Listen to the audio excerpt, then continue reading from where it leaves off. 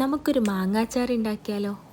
ഇതൊരു വെറും മാങ്ങാച്ചാറല്ല കേട്ടോ, ഒരു സ്പെഷ്യൽ അച്ചാറാണ്, ഉലുവ മാങ്ങ അച്ചാർ. അതിനായിട്ട് ആദ്യം തന്നെ മാങ്ങ ഞെട്ടൊക്കെ പൊട്ടിച്ച് കഴുകിയെടുക്കണം കേട്ടോ.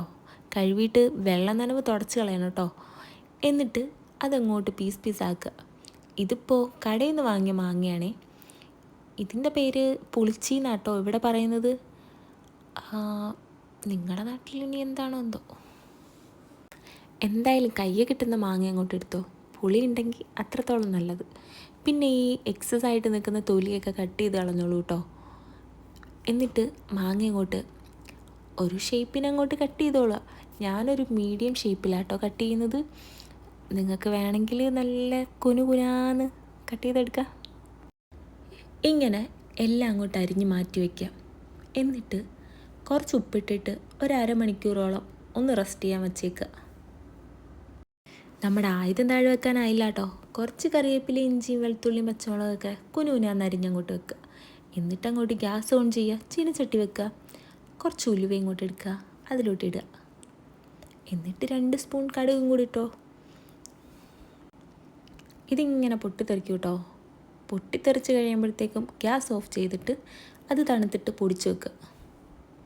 പിന്നെ വീണ്ടും ചീനച്ചട്ടി അടുപ്പത്തേക്ക് വെക്കുക. എന്നിട്ട് അതിലേക്ക് നല്ലെണ്ണ ഒഴിക്കുന്നുണ്ട്. ഇവിടെ ഒരു 4 ടേബിൾ സ്പൂണോളം ഒഴിക്കുന്നുണ്ട്. എന്നിട്ട് കുറച്ച് കായവും കുറച്ച് കടുകും അതിനകത്തോട്ടിട്ട് കടുക് പൊട്ടി വരുമ്പോഴത്തേക്കും ഇഞ്ചിയും വെളുത്തുള്ളി ഇട്ട് കൊടുക്കുന്നുണ്ട്. എന്നിട്ട് കറിവേപ്പിലയും പിന്നെ പച്ചമുളകും ഇടുന്നുണ്ട്. എന്നിട്ടിത് നല്ലപോലെ ഇളക്കി കൊടുക്കുക. ഇളക്കി ഒന്ന് വാടി വരുമ്പോഴത്തേക്കും ഒരു 1/2 സ്പൂണോളം മഞ്ഞൾപ്പൊടി ഇട്ട് കൊടുക്കുന്നുണ്ട്. എന്നിട്ട് 2 സ്പൂണോളം കാശ്മീരി മുളക് പൊടി ഇട്ട് നല്ലപോലെ മിക്സ് ചെയ്യാം. പിന്നെ വീണ്ടും 1 സ്പൂൺ സാധാരണ മുളക് പൊടി ഇടുന്നുണ്ട്. എന്നിട്ട് നല്ലപോലെ മിക്സ് ചെയ്ത് ആ പച്ചമണമൊക്കെ മാറി വരുമ്പോഴത്തേക്കും നമ്മുടെ മാങ്ങയിലേക്ക് അതിട്ട് കൊടുക്കുക. എന്നിട്ട് നല്ലപോലെ ഇളക്കി പിന്നെ നമ്മൾ പൊടിച്ച് വെച്ച ഉലുവയും കടുകും അതിലേക്കിട്ടിട്ട് ഇളക്കി കൊടുക്കുക. ഈ സമയത്ത് ഉപ്പ് നോക്കുക കേട്ടോ. ഉപ്പ് കുറവാണെങ്കിൽ ആഡ് ചെയ്ത് കൊടുക്കുക.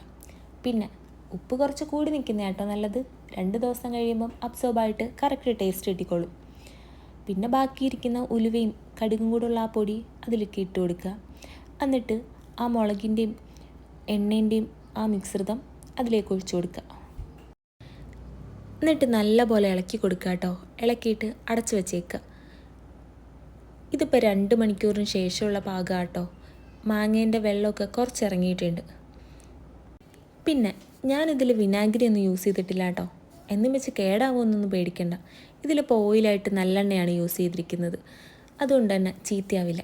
പിന്നെ സ്പൂണുകൾ മാറി മാറി യൂസ് ചെയ്യാതിരുന്നാൽ മതി. എയർ കയറാത്ത രീതിയിൽ സൂക്ഷിച്ച് വെച്ചിരുന്നാൽ മതി. കുറേ നാളിരുന്നോളേ. പിന്നെ സംശയം ഉണ്ടെങ്കിൽ ഫ്രിഡ്ജിൽ വെച്ചിരുന്നാൽ മതി.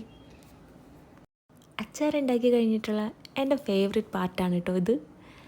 അച്ചാറൊക്കെ ടിന്നിലാക്കി കഴിഞ്ഞിട്ട് ബാക്കിയുള്ള ഈ അരപ്പുണ്ടല്ലോ, അതിലേക്ക് കുറച്ച് ചോറൊക്കെ ഇട്ടിട്ട് നല്ലപോലെ കുഴയ്ക്കണം കേട്ടോ. കുറച്ച് ചമ്മന്തിയും കൂടെ ഉണ്ടായിരുന്നെങ്കിൽ പൊളിച്ചേനെ. ഇത് നല്ലപോലെ ഉരുളയാക്കിയിട്ട് അങ്ങോട്ട് തിന്നണം കേട്ടോ. അടിപൊളിയാണേ. എന്നാൽ ശരി, ബൈ.